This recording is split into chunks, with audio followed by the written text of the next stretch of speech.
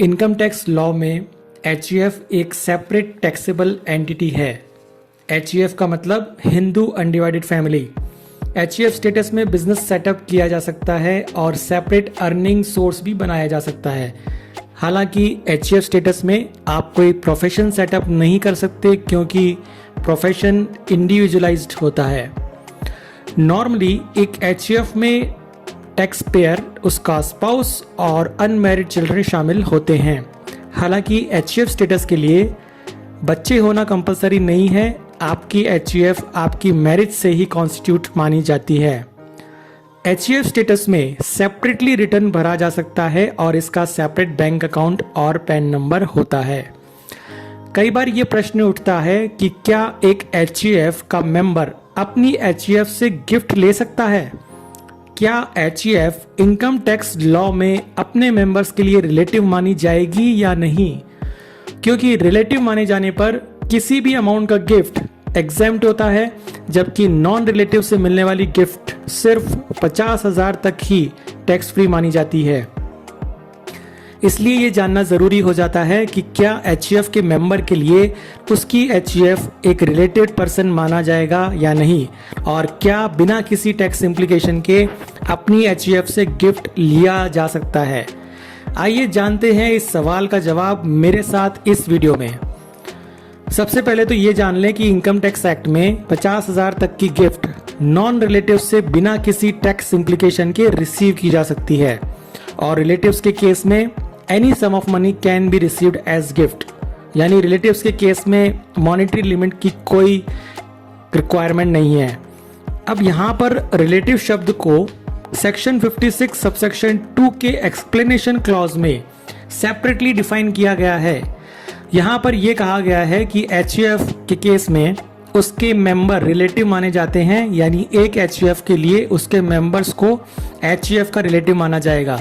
लेकिन यहाँ पर यह स्पष्ट नहीं है कि क्या उन मेंबर्स के लिए भी एचयूएफ रिलेटेड पर्सन होगा या नहीं।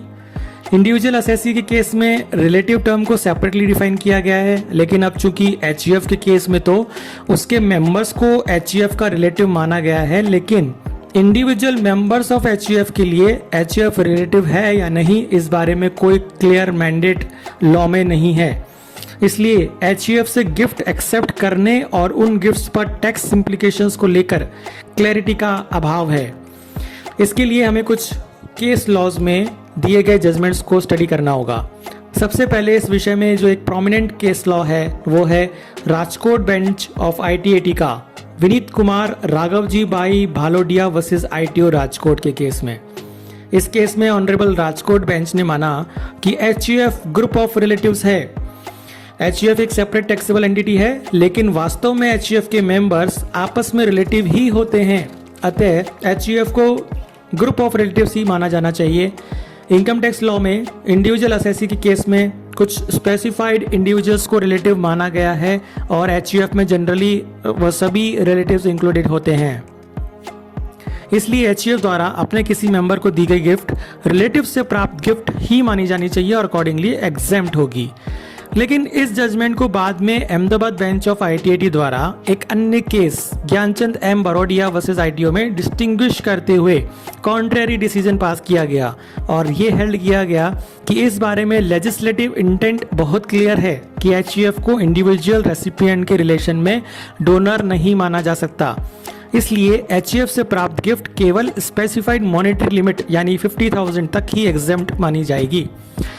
राजकोट बेंच के डिसीजन को अहमदाबाद बेंच द्वारा हर्षद भाई दयालाल वैद्या वर्सेस आईटीओ के केस में रेफर किया गया, और उस जजमेंट में दी गई रीजनिंग को भी रेफर किया गया। हालांकि इस केस के फैक्ट्स राजकोट बेंच वाले डिसीजन से डिफरेंट थे। एक अन्य मामले आईटीओ वर्सेस एम शोभा के केस में ऑनरेबल आईटीएटी हैदराबाद बेंच द्वारा राजकोट बेंच के डिसीजन को फॉलो किया गया, और ये हेल्ड किया गया कि एचयूएफ वास्तव में एक ग्रुप ऑफ रिलेटिव्स ही है, और इसलिए एचयूएफ से प्राप्त गिफ्ट को रिलेटिव से प्राप्त गिफ्ट ही माना जाना चाहिए। दूसरे शब्दों में, जिस तरह एचयूएफ अपने मेंबर से गिफ्ट ले सकती है, उसी तरह उसके मेंबर्स भी अपनी एचयूएफ से गिफ्ट ले सकते हैं, और मेंबर्स के लिए भी एचयूएफ एक रिलेटिव पर्सन ही मानी जाएगी। तो इस तरह हमने देखा कि इनकम टैक्स लॉ में एचयूएफ अपने मेंबर्स से कितनी भी अमाउंट की गिफ्ट एक्सेप्ट कर सकती है, क्योंकि एचयूएफ के लिए उसके मेंबर्स रिलेटिव होते हैं। जहां तक इंडिविजुअल मेंबर्स ऑफ एचयूएफ के हैंड्स में एचयूएफ से प्राप्त गिफ्ट की टैक्सेबिलिटी का सवाल है, इस बारे में ज़्यादा डिसीजंस अवेलेबल नहीं हैं और कुछ डाइवर्जेंट व्यूज़ भी हैं। इसके अलावा एक्ट में कोई क्लैरिटी इस बारे में प्रोवाइडेड नहीं है। ऐसे में निश्चित तौर पर यह कहना मुश्किल है कि क्या एचयूएफ से प्राप्त गिफ्ट भी रिलेटिव से प्राप्त गिफ्ट के समकक्ष मानी जाएगी या नहीं।